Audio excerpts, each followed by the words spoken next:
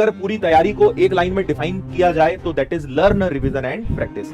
तो अगर आपने इन तीनों चीजों का बैलेंस कर लिया, क्योंकि मैंने देखा है बहुत सारे बच्चे इन तीनों चीजों को बैलेंस ही नहीं कर पाते, इन तीनों चीजों को संभाल ही नहीं पाते, कहीं ना कहीं कोई एक चूक करते हैं और उसका असर रिजल्ट पर पड़ता है, उसका असर सक्सेस पर पड़ता है। एक चीज जो सबसे ज्यादा टफ है, और अगर मुझे अपने इस भारत देश की कभी जिम्मेदारी दे दी जाए ना कि चलो सर आपके हिसाब से एजुकेशन सिस्टम में कुछ बदलाव करते हैं, आपके हिसाब से इस सिस्टम में कुछ चेंजेस लाते हैं, मैं सबसे पहले छोटे से बच्चे को ये चीज सिखाऊंगा कि जीवन में समस्याओं को झेलना कैसे है, जीवन में कोई भी प्रेशर हो, कोई भी टेंशन हो, उसको हैंडल कैसे करना है।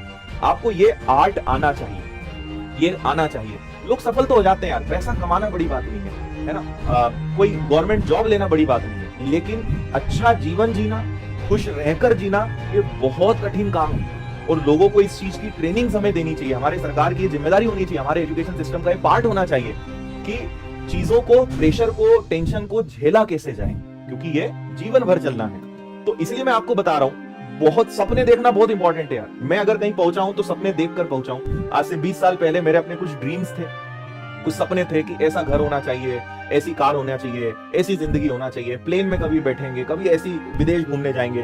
वो सपने देखे तो पूरे हुए, सपने नहीं देखोगे कभी पूरे नहीं होंगे, और देखने ही चाहिए। तो थोड़ा सा ना जीवन के प्रति नजरिया आपका ये होना चाहिए। इसलिए फिर से मैं अपनी बात कह रहा हूं कि जीवन में समस्याएं चलती रहेंगी, समस्याएं खत्म करने का एक ही इलाज है, या आपको अगर लगता है कि जीवन में समस्याएं कब खत्म होंगी तो वो आपके जाने के बाद ही होंगी। तो आप जीते जी इस दुनिया में किसी भी व्यक्ति को, आप 100% लोगों को संतुष्ट कर नहीं सकते।